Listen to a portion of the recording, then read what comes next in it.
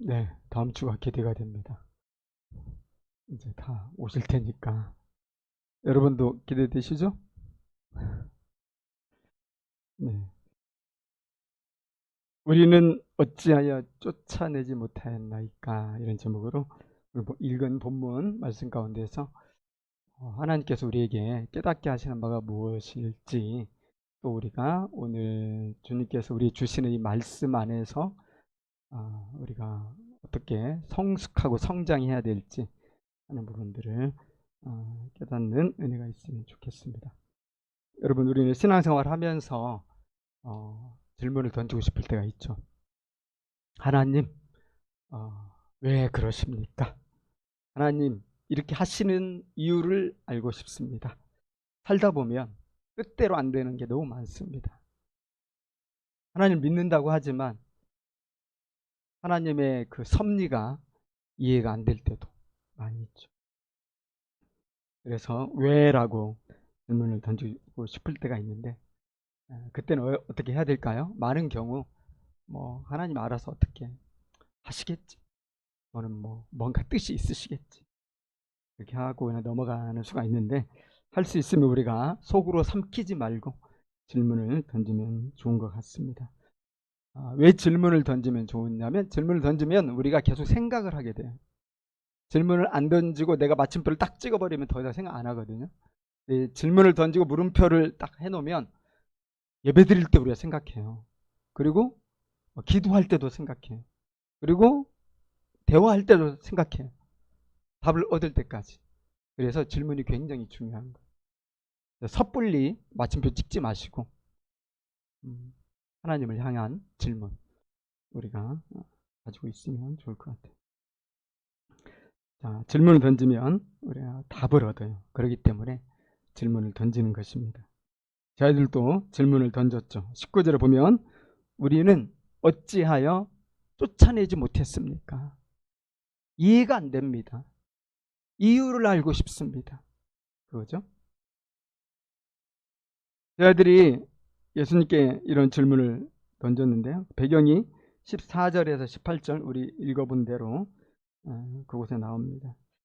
지난 본문과 이어지죠. 지난 본문에서 살펴봤던 것처럼 예수님이 높은 산에서 해와 같이 빛나는 모습으로 변형이 되셨죠. 그것을 본 세 제자가 너무 황홀하고, 대표적인 베드로는 여기다가 정말 초막셋을 짓고 모세와 엘리야, 예수님 함께 좀 이 황홀경 속에서 정말 너무 은혜가 충만하고 너무 좋은데 계속 살면 안 될까요? 이렇게 얘기할 정도였어요. 그러나 그것은 하나님의 뜻이 아니기 때문에 내려와야 됐죠. 내려왔을 때 귀신 들린 아이의 아버지가 예수님께 찾아왔어요. 우리가 읽어본 것처럼 예수님께 오기 전에 이미 산 아래에 있던 9명의 제자들이 먼저 갔었죠. 그런데 이 9명의 제자들이 어떤 도움도 자기에게 못 준 거예요. 자기는 지금 너무 큰 고통 가운데 있고 우리 아이는 언제 죽을지 알지 못하는 큰 위기 속에 있는데도 불구하고 소문과는 다르게 9명의 제자들이 자기에게 어떤 도움도 안 되니까 굉장히 낙심한 상황이 있었는데, 예수님이 3명의 제자와 함께 산을 내려오는 순간 달려갔죠. 그리고 이야기했죠. 16절에 보면 내가 주의 제자들에게 데리고 갔는데 그들이 능히 고쳐지지 못해서 제가 당신께 나왔습니다. 할 수만 있거든 내 아들 좀 고쳐주세요. 이렇게 얘기했죠. 그래서 제자들이 사실은 이 공개적으로 수치를 당한 겁니다. 많은 사람들이 모인 가운데서 마땅히 해야 될 일을 못한 거예요. 그래서 정말 부끄러웠고 세상 사람들의 조롱이 대상이 되기도 된 것 같아요. 마가복음에 보면 이 서기관들하고 말싸움을 했다고 나오거든요. 그 문제로. 그러니까 아마 이 서기관들 바리새인들 누굽니까? 예수님 비난하는데 정말 앞장선 사람들이니까 정말 예수님이 필요 없었음에도 불구하고 너 그 제자 아니야? 하면서 싸잡아가지고 예수님까지도 비판하고 조롱하고 그랬을 것 같아요. 안 봐도 비디오다. 그죠? 이런 상황에서 예수님은 이제 내려오셔가지고 제자들을 아주 혼내셨습니다. 책망하셨어요. 17절에 좀 셉니다. 믿음이 없고 패역한 세대여, 내가 얼마나 너희와 함께 있으며 얼마나 너희에게 참으리요, 그를 이리로 데려오라. 자, 얼마나 너희와 내가 더 함께 있어야 되느냐, 내가 얼마나 너희를 좀 참아줘야 되겠냐, 이제 좀 스스로 할 때가 되지 않았냐. 왜냐하면 예수님 이제 곧 승천하실 텐데, 이런 제자들 남겨놓고 이런 제자들에게 하나님 나라 일 맡겨놓고 가셔야 되는데 많이 답답하셨던 것 같아요. 아마 그런 얘기 듣는 제자들도 크게 당황했겠다 하는 생각이 들고요. 또 해야 될 일, 마땅히 감당해야 될 이 사명을 감당하지 못했으니까 자기들도 되게 속상하고 괴로웠을 것 같습니다. 그러니까 그냥 넘어갈 수가 없는 거죠. 마음에 상처가 남아 있으니까 이제 조용히 무리들 떠나고 제자들끼리 있을 때, 예수님, 우리는 왜 못 고쳤나요? 이거 보면 제자들 훌륭한 거예요. 이렇게 책망 받으면 이제 토라질 수 있잖아요. 아이 뭐 당신이 다 해, 그냥 뭐 응? 우리는 원래 이 부족하고 못난 이들인지 몰랐어요. 막 폐악한 세대야, 이 불신앙의 세대야 했기 때문에 기분이 나빠가지고 그렇게 할 수도 있는데, 제자들이 그렇게 안 하고 예수님, 제가 배우고 싶습니다. 이거 훌륭하죠. 겸손하죠. 근데 예수님의 답변은 의외로 간단해요. 뭐라고 그랬죠? 이게 다 믿음의 문제다. 20절에 특별히 하신 말씀은, 겨자씨 한 알만한 믿음도 너희가 없구나. 겨자씨 한 알만큼의 믿음만 있었어도, 그런 믿음이라면 산도 옮기는데, 이 아이의 그 귀신 들린 이 문제 고치는 거 어려운 게 아닌데, 그런데 겨자씨 한 알만한 이 믿음도 없기 때문에 그렇게 된 거다. 그래서 어떤 믿음의 문제로 이렇게 말씀하셨어요. 이제 마가복음에 보면, 이제 오늘 마태복음에는 좀 안 나오지만, 이 귀신 들린 아이의 아버지하고 예수님과 대화하는 장면이 나오잖아요. 그래서 아이 아버지가 이제 너무 실망하고 낙담한 상태로 예수님께 나와서 제발 좀 어떻게 좀 도와주실 수 없습니까? 이런 식으로 얘기했단 말이죠. 그때 예수님이 하신 말씀이 그 유명한 말씀, 할 수 있거든이 무슨 말이냐? 왜 그렇게 약하게 이야기하느냐? 나를 믿어라, 하나님을 믿어라. 믿는 자에게는 불가능이 없다. 그렇게 말씀하셨단 말이에요. 능치 못할 일이 없다. 그래서 일관되게 마태복음도 그렇고 마가복음도 그렇고 이 믿음의 문제가 강조되고 있는 거 알 수 있죠. 자, 겨자씨 한 알만한 믿음, 어떤 믿음이겠습니까? 처음 오늘 말씀 보면은 너희가 믿음이 적기 때문이다 그랬는데, 뒤이어서는 겨자씨 한 알만한 믿음도 없다고 아예 그렇게 말씀하셨거든요. 그러니까 겨자씨 한 알은 되게 작은 거잖아요. 눈에 띄기도 어려울 정도로 아주 작은 이 검은 이 알갱이 이런 건데, 그러니까 겨자씨 한 알만한 믿음을 주님이 강조하실 때는 이 믿음의 어떤 그 물량을 얘기하는 게 아닌 걸 알 수 있어요. 믿음이 막 크고 믿음이 아주 작고 믿음의 양이 엄청나고 믿음의 양이 아주 부족하고 이런 걸 의미하는 게 아니라, 믿음의 어떤 물량을 의미하는 게 아니라 믿음의 질을 얘기한다는 거죠. 우리가 아는 것처럼 겨자씨 하나는 너무 작지만은 큰 나무가 되고, 예수님은 백향목같이 완전히 전혀 다른 이런 모습으로 이렇게 성장한다고 그랬는데, 그러니까 믿음의 질이 중요하다. 질이란 게 뭡니까? 살아있는 믿음, 생동해서 역사하는 믿음. 여러분, 봄이 되니까 얼마나 좋습니까? 산으로 들러 나가니까 정말 연두빛 이 새싹과 그런 나뭇잎들로 너무 아름답지 않습니까? 저는 이 4월이 가장 아름다운 것 같아요. 그 연두빛 세상이 실록보다도, 꽃이 막 피는 것보다도 이 산에 가서 그 연두빛 세상을 보면 그렇게 마음이 좋고 편안해지고 감동이 되고, 그 부드러운 연두빛 잎을 가까이서 보고 만져보고 느끼는 거 되게 좋아하거든요. 이것이 바로 생명의 역사잖아요.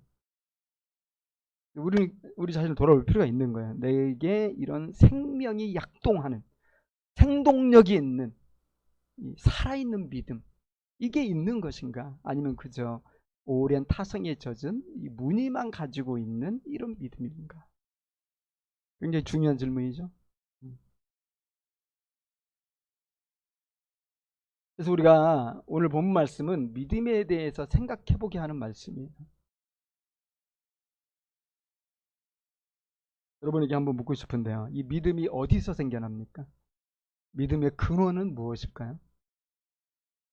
뭐 그리스도의 말씀을 들을 때 믿음이 생긴다. 이렇게 우리가 말할 수 있지만 어떤 말씀이냐 이거죠. 믿음은 어디서 생겨나냐면 약속에서 생겨납니다. 예를 한번 들어볼까요? 하나님께서 시내 산에서 출애굽한 이스라엘 백성들과 뭐 했죠? 언약을 맺었거든요. 모세를 통해서 십계명을 포함한 모든 율법과 그 레위기, 민수기, 신명기에 있는 그 많은 말씀을 다 주셨다. 그러면서 하나님께서 하신 말씀이 있어요. 이제 너희는 이 언약을 믿고 따르기로 작정했으므로 너희는 이제 내 백성이다. 나는 너희의 하나님이 될 것이다. 그리고 이스라엘 백성들도 다 아멘 했어요. 자, 이 언약을 근거로 해서 이제 이스라엘은 하나님의 백성이 된 거고요. 또 다른 표현으로는 하나님의 자녀들이 된 거죠. 그리고 지난 40여 년 동안 40여 년이 뭡니까? 400년이 넘도록 애굽에서 하나님 믿고 살았던 그들이 진짜 새로운 자신들의 보호자를 만나게 된 거죠. 그래서 이 시내산에서 이제 여호와 하나님을 우리의 구세주, 우리의 주님으로 고백을 하게 된 거죠. 언약의 말씀을 이제 기반으로 해서 서로에 대한 믿음이 생겨난 거예요. 저는 여호와 하나님이 우리 하나님인 걸 믿습니다. 우리 하나님께서는 나는 너희들이 이제 내 아들이고 딸이란 걸 내가 믿는다. 그리고 완전한 동행 이제 이루어지는 거 아닙니까? 그래서 40년 동안 계속 보호해 주시고 가나안 땅 지금까지 택한 자를 돌보십니다. 언약을 근거로 해서 믿음의 관계가 형성이 된다. 이거 알 수가 있는데 조금 더 쉬운 예는 부부관계도 마찬가지죠. 여러분 어떻게 부부관계가 이루어지고 어떻게 서로에 대한 믿음이 생기죠? 이건 결혼식장에서 하나님 앞에서 또 여러 이 친지들과 그 초대한 하객들 앞에서 공개적으로 혼인 서약을 하기 때문이죠. 결혼 서약을 합니다. 그리고 나서 이제는 내 남편이 되고 내 아내가 되고 서로가 믿음이 생겨서 이제는 누구도 거들떠보지 않죠. 세상에는 그렇게 많은 남자들이 있고 세상에는 그렇게 많은 여자들이 있지만 이 부부가 되면 서로가 서로를 믿는 거예요. 당신만이 나의 아내다. 당신만이 나의 남편이다. 그러니까 언약으로 말미암아 서로에 대한 믿음을 갖게 되는 거죠. 여러분 부부간에 이 믿음보다 중요한 믿음이 어디 있어요? 이 관계의 믿음이죠. 우리가 복음서를 읽어보지만 예수님은 하나님이 우리의 아버지가 되신다는 말씀을 자주 하셨거든요. 여러분 주기도문에서도 주님이 가르쳐 주신 그 기도 첫머리가 그거 아닙니까? 하늘에 계신 여호와 하나님이 아니잖아요. 만군의 하나님이 아니거든요. 누구예요? 하늘에 계신 우리 아버지. 예수님은 하나님이 우리의 정말 아버지가 되신다는 걸 그렇게 강조하세요. 복음서에 보면 아버지에 대한 말씀 많으시고 또 우리에게 너희들은 그의 자녀라고 자주 이렇게 말씀하시죠. 여러분 예수님께서 십자가에 죽으시고 부활하셨다. 이것은 다른 것이 아니라 새로운 부모와 자식의 관계가 생겼다는 걸 확증하는 사건들이에요. 예수님이 죽으시고 부활하신 이 사건이 없었으면 어떻게 하나님이 우리의 아버지가 되고 우리가 어떻게 그 거룩하신 하나님의 감히 아들과 딸이 됩니까? 있을 수 없는 일이죠. 그런데 주님의 십자가의 피가 주님의 다시 살아남이 이 모든 것을 효력 있게 하시고 예수님 때문에 아버지와 우리 사이에 관계가 생겼어요. 이제 우리는 하나님을 아버지라고 불러요. 그죠? 여러분 다 그걸 부르죠. 그러면 당연히 하늘에 계신 우리 아버지 우리를 향해서 내 사랑하는 딸, 내 사랑하는 아들, 내가 너의 평생에 함께하마. 성령님 보내주셔서 우리를 마음을 감동하게 해주시잖아요. 예수님 생각할 때 너무 좋고, 기도 시간에 주님 이름 부르면 그렇게 마음이 편안해지고, 그죠?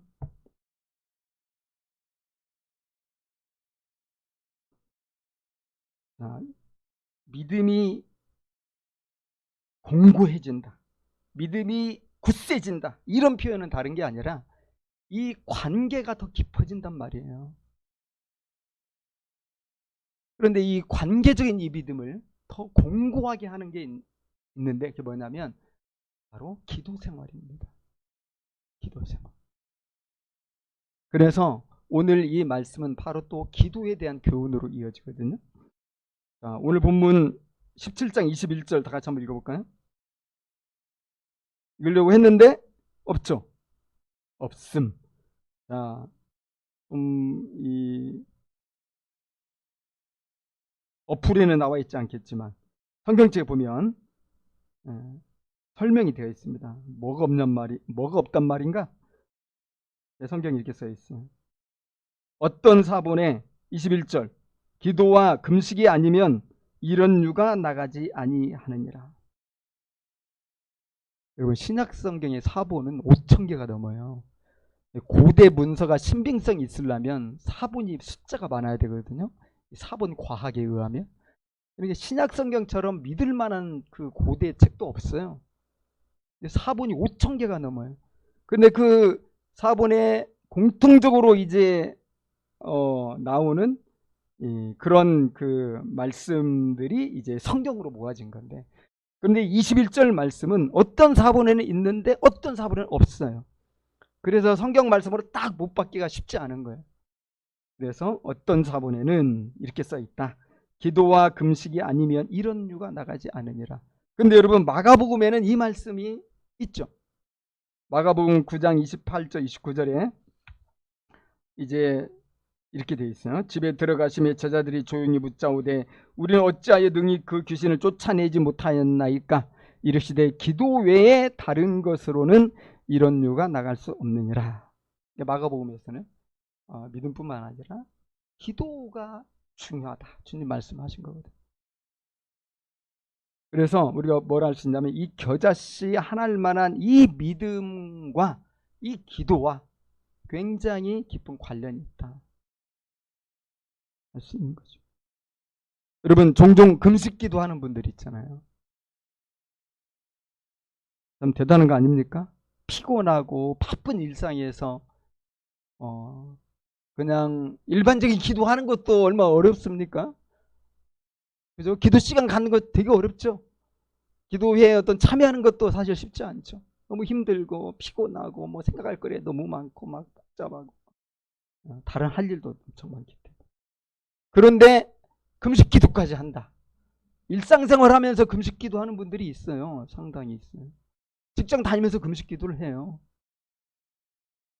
기도원에 가서 아주 모든 걸 끊고 금식 기도하기도 하고요. 왜 금식하면서 기도할까요? 제가 알기로는 그만큼 간절한 뭔가 이 요청이 있기 때문에 그런 거 아닐까요? 정말 하나님 앞에서 야 정말 이 문제 내가 해결하지 않으면 내 인생이 큰 위기다. 내 직장 생활이 큰 위기다. 우리 가정에 너무나 큰 위기다. 내가 하나님 믿는 사람으로서 정말 이렇게 그냥 위하며 넘어갈 수는 없고 내가 작정하고 기도 한번 해야 될 텐데. 성경 보니까 금식기도 많이 하던데 나도 한번 금식기도 해봐야겠다. 그럴 수 있잖아요. 그죠? 너무나 문제가 크고 너무나 중요하기 때문에 그냥 일반적인 기도 가지고는 이게 해결이 안 될 것 같아. 그러니까 내가 한번 금식해서 부딪혀 보겠다 하는 거죠. 그런데 여기서 우리가 생각해 볼 게 그겁니다. 금식 기도의 진정한 목적이 과연 그런 것일까? 여러분, 금식 기도가 어떤 문제를 돌파하고 어떤 난제를 해결하기 위해서 그냥 막 하나님께 해결해달라고 부르짖는 거, 그것일까요? 아니면 다른 목적이 있을까요? 금식 기도는 왜 해야 될까요? 성경적으로 보면 금식 기도에서 가장 중요한 건 회개죠. 회개하기 위해서 금식합니다. 너무 지은 죄가 많아서 죄송하니까 아예 안 먹어요. 하나님, 그러면 눈물을. 구약성경 보면 금식할 땐 다 통에 자복이. 그것과 함께 금식 기도의 궁극적인 목적은 하나님을 더 깊이 알아가는 것, 주님을 깊이 만나고 새롭게 되기를 원하는 거죠. 자, 그런 금식 기도의 목적을 가장 잘 보여준 분이 있어요. 예수님이거든요. 예수님께서 광야에서 40일이나 밤낮으로 금식한 이유가 뭘까요? 일반 기도로는 해결할 수 없는 삶의 중요한 난제가 있어서 이 문제 해결해야 되니까 내가 하나님 앞에 나아가서 광야에서 40일 금식 기도하겠다 그러셨습니까? 내가 공생애를 하려면 적어도 이러한 부분에 있어서 하나님이 나에게 답을 해주셔야 내가 비로소 할 수 있겠다. 이 큰 문제를 해결해야만 내가 가능하겠다. 응답받지 못한 어떤 간절한 기도 제목이 있어가지고 예수님이 그거 응답받으려고 밤낮 40일 동안 먹지도 않고 마시지도 않고 그렇게 광야에 가서 기도하셨을까요? 여러분, 예수님께서 금식 기도하신 것은 하나님 아버지께 뭘 받아내기 위해서 금식 기도한 게 아니에요. 광야에서, 아무도 없는 광야죠. 오로지 하나님 아버지께 집중하고 그 하나님 아버지와의 더 깊은 또 내밀한 둘만의 이 관계를 갖고 그 사랑 안에서 거하기 위해 금식 기도하신 거죠. 그래서 여러분, 금식기도 목적, 금식의 목적은 내 뜻을 관철하고 내 계획을 성취하고 내가 그렇게 그토록 간절히 원하는 어떤 소원을 정말 이루어야 되기 때문에 내가 먹는 거 마신 거 끊고서라도 내가 주님께 쪼르겠다. 주님과 한번 단판을 지켰다. 또는 뭐 창세기 말씀 인용해서 막 내가 목숨 걸고 씨름하겠다. 그런 게 아니라는 거죠. 금식의 목적은 도리어 반대라는 겁니다. 내 욕망을 십자가에 못 박고 자기를 부인하고 하나님 아버지의 뜻을 온전히 순종할 그런 영적인 힘을 얻기 위해 금식하는 것. 하나님 아버지를 더 깊이 사랑하고 더 높은 단계에서 하나님을 신뢰하고 무엇이든 아버지의 뜻대로 순종하기를 원하고 그렇게 되기 위해서 성령 충만을 사모하기 때문에 이 세상에 있으면 술만 취하니까 내가 성령에 한번 취해보고 싶다. 주님과 내가 더 가까워지고 싶다. 그런 마음으로 금식 기도하는 거죠. 여러분, 그렇게 금식하고 그렇게 기도해 하면 이제 제대로 하면 우리의 정과 욕심을 십자가에 못 박게 된단 말이죠. 그죠? 그리고 하나님을 더 사랑하게 돼. 예수님의 은혜가 너무 그렇게 와닿아요. 그럴 때 여러분, 무슨 기도를 할 수 있을까요? 저도 금식기도 많이는 안 해봤지만 그래도 필요할 때는 했었거든요. 금식기도를 하게 되면 처음에 가지고 있었던 이 기도 제목이 좀 바뀌는 걸 많이 느껴요. 원래는 내가 원하는 바가 있어서 가는데 기도하다 보면 주님의 뜻을 찾게 되고 주님이 원하는 바를 알게 되고 또 주님을 더 사랑하게 되죠. 그리고 평생 주님과 함께 살고 싶다. 이제 이런 고백들을 하게 되는 거죠. 정말 우리가 제대로 기도하고 금식하면요, 결국 우리 기도가 바뀌어서요, 하나님 아버지의 뜻이 제 삶에 이루어지기를 원합니다. 이게 최고의 기도 제목이 되죠. 정말 주님의 나라가 임하기를 원하고 주님의 계획이 이루어지기를 원하고 제가 그 뜻에 제가 순종하고 제발 주님의 그 아름다운 역사에 제가 도구가 될 수 있으면 좋겠습니다. 주님, 저를 써주세요. 내가 세상에서 그렇게 원했던 것들은 다 사라집니다. 여러분, 그렇게 우리가 주님을 사랑하게 되고 주님을 신뢰하게 되어서 우리가 무엇인가를 기도한다면 그런 건 정말 하나님의 뜻과 하나된 기도가 되겠죠. 하나님의 뜻 안에서 하나님과 합치되어서 우리가 기도하면 그런 기도는 다 응답이 되는 겁니다. 사도 요한이 그 점을 이렇게 강조했던 것 같아요. 요한일서 5장 14절 15절 보면은 그를 향하여 우리가 가진 바 담대함이 이것이니 그의 뜻대로 무엇을 구하면 들으심이라. 우리가 무엇이든지 구하는 바를 들으시는 줄 안즉 우리가 그에게 구한 그것을 얻은 줄을 또한 아느니라. 우리가 하나님 뜻 안에서 무엇인가를 구하면 그것이 응답되리라 하는 담대한 확신이 생긴다는 것.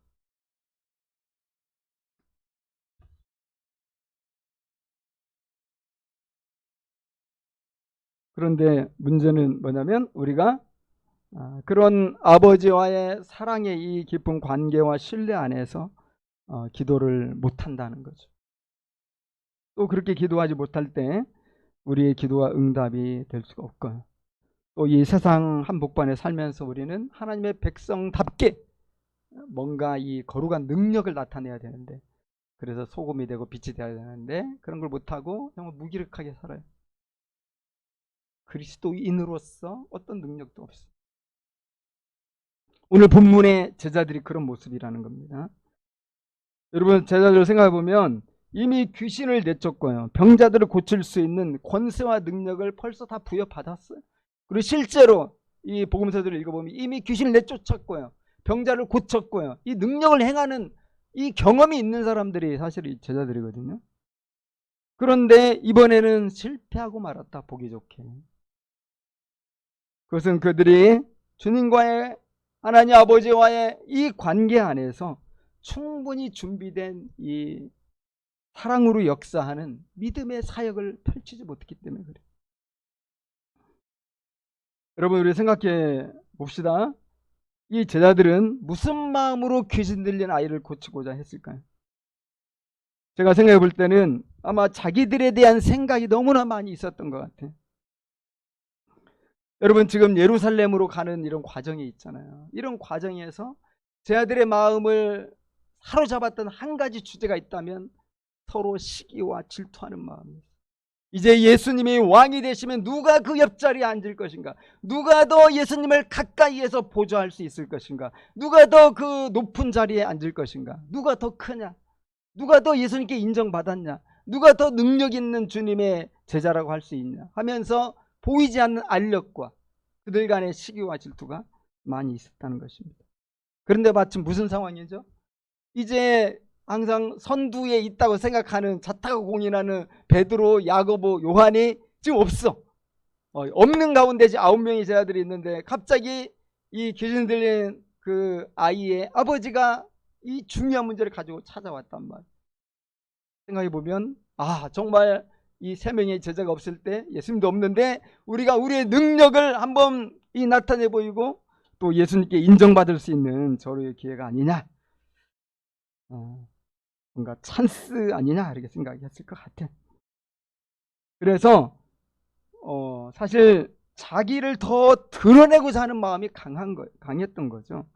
여러분, 우리 하나님 아버지의 마음은 어떤 것입니까? 이 아이를 바라보고 그 아버지를 바라볼 때 긍휼히 여기는 마음이어야 되잖아요. 아이를 긍휼히 여기는 마음, 이 아이 문제로 고통하는 그 아버지를 불쌍히 여기는 마음, 이것이 바로 아버지의 이 사람을 사랑하는 그 마음이잖아요. 그런데 이 상한 목자의 심정이 제자들에게 없는 겁니다. 오히려 자기를 드러내기 위해서 간절히 기도하고 자기를 나타내기 위해서 믿음의 사역을 한번 해보려고 하고 뭔가 기적을 한번 일으켜보려고 하는 이런 마음이 있는 거죠. 또 예전에 다 해봤잖아요. 예전에 다 성공했잖아요. 이번에도 잘 되겠지. 지난번처럼 해봐야 되겠다. 상당히 기계적이고 기술적인 접근입니다. 이 사랑의 마음, 불쌍히 여기는 마음이 빠져있어요. 그런 기도에 여러분, 하나님이 그런 기도를 기뻐하시겠습니까? 그런 곳에 하나님의 그 거룩한 역사와 능력의 역사가 나타나겠습니까? 중요한 것은 사랑의 수고, 사랑의 기도, 사랑의 믿음인데 보이지 않는 거죠.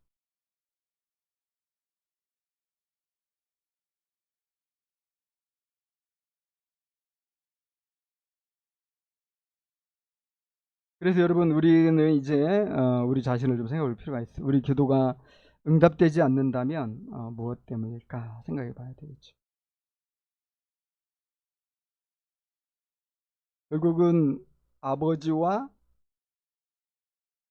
자녀의 이 그리스도 안에서 새롭게 맺어진 사랑의 관계, 이것이 참 이 묵상이 되고 그 안에서 우리가 기도를 해야 된다는 거죠.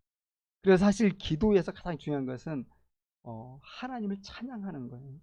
하나님을 경배하는 거예요. 하나님께 감사하는 거예요. 우리 기도가 그런 내용은 거의 없고, 주님 이렇게 해주세요, 주님 저렇게 해주세요, 이런 경우 사실 습관적으로 많이 있지 않나 생각이 드는데, 우리 기도 가운데 주님과의 관계를 묵상하고 그 관계를 찬양하고 기뻐하고 이런 것들이 없는 가운데서 우리가 너무 지나치게 목적을 가지고 기도한다는 거죠. 작정 기도가 보통 그런 거 아닙니까? 여러분, 그런 기도는 사실은 자기 부인이 아니라 자기를 주장하는 기도가 될 가능성이 있습니다. 사랑하는 관계 안에서 드려지는 기도가 아니라 기복적인 기도고, 또 한편으로는 주술적인 기도고, 그렇게 말할 수 있겠죠. 이 기복적 기도와 주술적 기도는 거의 같은 말인데요. 왜냐하면 내 소원을 이루기 위해서 어떤 절대적인 힘을 의지하는 거잖아요. 인격적인 어떤 사랑의 관계가 아니라 내 이 문제를 해결하기 위해서 힘을 의지하는 거예요. 그것이 잘못된 기도죠. 왜 우리는 기도 생활에 힘이 잘 붙지 못하고 우리는 왜 즐겁게 기도하지 못할까? 한번 생각을 해봤거든요. 그것은 우리가 하는 기도들이 응답이 잘 안 되기 때문에 그런 것 같아요. 우리가 기도할 때마다 뭐가 팍팍 바뀌고 기도할 때마다 뭐가 탁탁 이루어지면 기도 시간이 여러분 귀찮은 시간이 될까요? 기도 시간이 시간 낭비하는 시간이라고 생각할 수 있을까요? 기도 시간이 차라리 내가 이 시간에 잠을 잤으면 더 좋았겠다, 그렇게 후회하게 하는 시간이 될까요? 아픈 거 기도했는데 바로 나음을 받아요. 코로나19 걸렸는데 세상 사람들은 막 1주 2주 가는데 믿는 사람들은 기도하면 바로 하루 만에 탁 나와버려요. 물질이 궁핍해서 기도했는데 바로 계좌에 돈이 막 쌓입니다. 승진을 위해 기도했는데 바로 이루어져요. 자녀들을 위해 기도했는데 응답을 받아요. 누가 기도하는 게 재미가 없다고 하겠어요? 누가 기도하는 걸 싫어하고 귀찮아하겠습니까? 누가 피곤하고 힘들다고 기도하는 거 안 하겠습니까? 제발 기도, 너무 그렇게 기도만 하면 너무 힘드니까 쉬어가면서 하라고 해도 숨어서 아마 다 기도할 거예요. 왜냐하면 좋으니까, 되니까, 문제가 해결되니까. 근데 현실 어때요? 그게 아니잖아요. 아무리 기도해도 응답되는지 어쩌는지, 내가 병 나은 것이 약 먹어서 나은 건지 이게 기도해서 나은 건지 혼란스러울 때도 많고, 그런 식으로는 기도가 응답이 안 된단 말이죠. 그러니까 우리가 현실적으로 뭔가 우리는 빨리 손에 뭐가 잡혀야 되는데 우리 기도가 그걸 보장해 주질 않아요. 그러니까 재미가 없어요. 지루해요. 시간 낭비라고 생각해요. 차라리 내가 잠을 더 잤으면 좋겠다, 1시간 동안 내가 뭐하고 왔는지 모르겠다, 막 꼬박꼬박 졸면서 기도하고 나서 막 후회하지 않습니까? 다음에는 기도에 안 가죠. 기도 시간 뭐 이렇게 계획 세우는 것도 너무 뭐 마음도 전혀 안 가고, 뭐 도움이 돼야지 기도가. 그렇지 않습니까?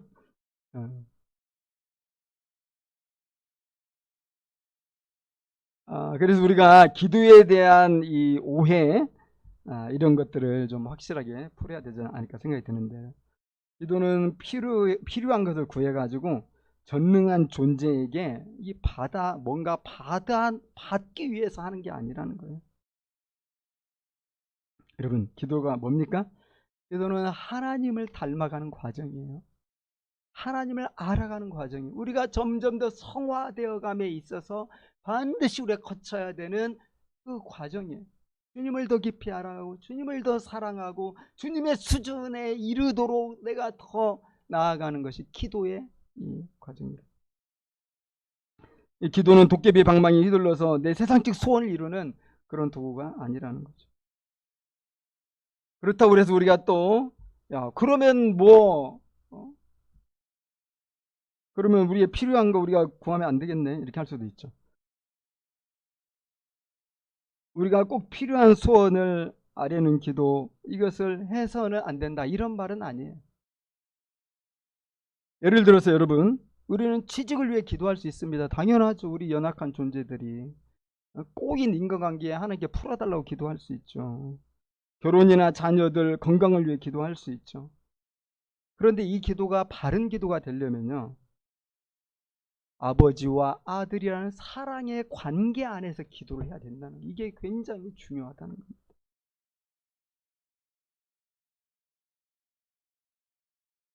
하나님의 아버지의 자녀로서 드리는 기도가 아니라, 주님을 닮아가려는 과정에서 사랑으로 드리는 기도가 아니라 그저 내 목적을 이루려고 하는 기도가 된다면 이것은 바로 기복적인 기도고 주술적인 기도가 되는 거죠.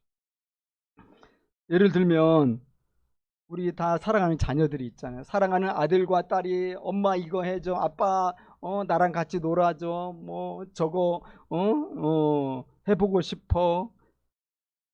엄마 아빠에 대한 이런 절대적인 믿음을 가지고 아이들을 이렇게 요구하는 거잖아요. 그러면 웬만한 부모들은 다 들어주죠. 왜 그렇습니까? 사랑하는 내 자식이에요. 믿음의 관계가 다 형성이 되어 있어요. 우리 엄마 아빠 내가 원하는 거 얘기하면 엄마 아빠가 다 들어줄 거라고 확신이 아이들에게 있어요. 또 엄마 아빠도 아이들이 이렇게 원할 때 웬만하면 이것이 해가 되지 않고 필요하다면 다 들어줍니다. 내 자식이니까, 사랑하는 내 아들 딸이니까. 그런데 이 관계가 아닌데 어떤 아이가 길거리에서 가는데 나를 붙잡고 이거 해주세요 저거 해주세요 이렇게 한다면 좀 황당하지 않겠습니까? 전혀 어떤 관계가 형성되지 않았는데, 이전에 만난 적도 없고요. 근데 이 아이는 그저 이 양반이 어른이니까, 그 이 양반은 돈이 많이 있을 것 같으니까 나를 도와줄 수 있을 것 같아. 그러니까 막 졸라대. 생판 모르는데. 웃기는 일이죠. 그런 일은 없죠. 그런데 우리가 기도를 그런 식으로 할 수 있다는 거죠.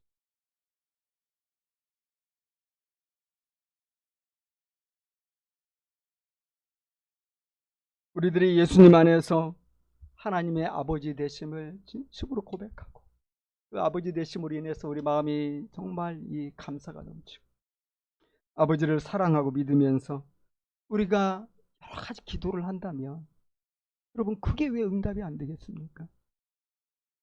예수님께서도 그 부분 명확히 말씀하셨잖아요. 마태복음 6장 9절 11절 보면 너희 중에 누가 아들이 떡을 달라 하는데 돌을 주며 생선을 달라 하는데 뱀을 줄 사람이 있겠느냐 하물며 하늘에 계신 너희 아버지께서 구하는 자에게 좋은 것으로 주시지 않겠느냐. 그러니까 이 관계를 무시한 채 예수님의 그 희생과 죽으심과 피 흘리심과 그분의 부활과 승천 다시 오신다는 우리를 돌보시는 그 사랑의 약속 가운데 있는 이런 관계를 우리가 깊이 생각하지 않고서 그저 무조건 내 문제를 해결하기 위해서 전능하는 힘을 의지하는 것처럼 그런 친밀한 깊은 인격적 관계 없이 요구한다면 이것은 기복적인 기도고 주술적 기도가 된다는 거예요.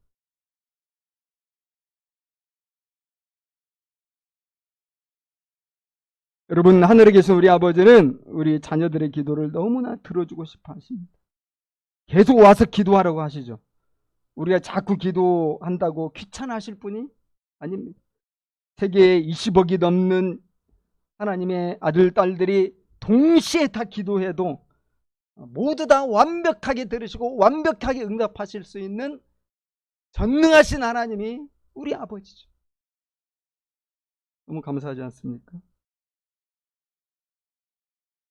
그래서 우리는 하나님의 뜻대로 더 힘써 기도하는, 하나님 뜻대로 그 사랑 안에서 기도할 때 이 땅에 하나님의 능력이 나타나는 것, 이 땅에 하나님의 권세가 드러나는, 이 땅에 하나님의 사랑이 강물처럼 흐르고 정의가 강물처럼 흐르는 이런 일들이 일어날 수 있다는 것입니다. 여러분, 우리 삶의 이유가 뭡니까? 저와 여러분이 이 땅에 존재하는 이유가 뭡니까? 우리는 잠시 이 땅에 머물다가 그저 떠나가야 되는 나그네 아닙니까? 이 땅에서 영원히 살 사람이 누가 있어요? 가야 됩니다. 이 짧은 삶을 우리가 살 동안에 근데 하나님께서 우리에게 부탁하셨어요. 내가 너에게 보여준 사랑, 예수님께서 우리에게 보여주신 사랑, 그 사랑을 가지고 이 세상을 사랑해라.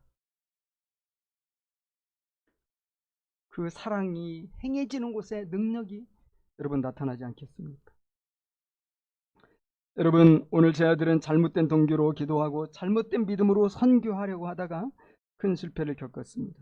안타깝게도 하나님의 살아계신 능력을 드러낼 좋은 기회를 놓쳤고 도리어 세상이 조롱을 받았습니다. 물론 이런 사건들이 큰 교훈이 되었겠죠. 우리가 잘 아는 것처럼 제자들은 예수님 부활 후에는 성령 충만함을 입고 세상이 감당할 수 없는 온전한 믿음과 사랑의 선교를 감당했습니다. 사랑하는 여러분, 주님은 우리를 통해서도 하나님의 나라와 하나님의 사랑과 하나님의 권능이 이 땅에 펼쳐지기를 원하십니다. 우리를 통해서 어두운 세상이 밝아지고 우리를 통해서 부패한 세상이 아주 작은 데서부터, 작은 곳에서부터 치유되기를 원하십니다. 여러분, 지금 우리 사는 세상은 이 제자들이 맞닥뜨린 산 아래의 상황과 크게 다르지 않습니다. 귀신 들린 아이가 생명을 잃어가고 있었고 그 아이 때문에 이 부모가 크게 고통하고 있었어요. 여러분, 우리 주변을 돌아볼 때 이런 문제들이 가득하지 않습니까? 우리 주변을 돌아보면 정말 하나님의 사랑과 복음이 필요한 이들이 많습니다. 이것이 우리 교회가 또 우리들이 참된 믿음의 기도를 회복하고 이 세상에 파송받은 주님의 제자로 다시 일어나야 될 이유가 되는 것이고 이것이 우리가 살아가는 이유인 것입니다. 우리 모두 참된 사랑의 믿음 안에서 기도의 능력을 회복할 수 있기를 바랍니다. 같이 함께 기도하겠습니다.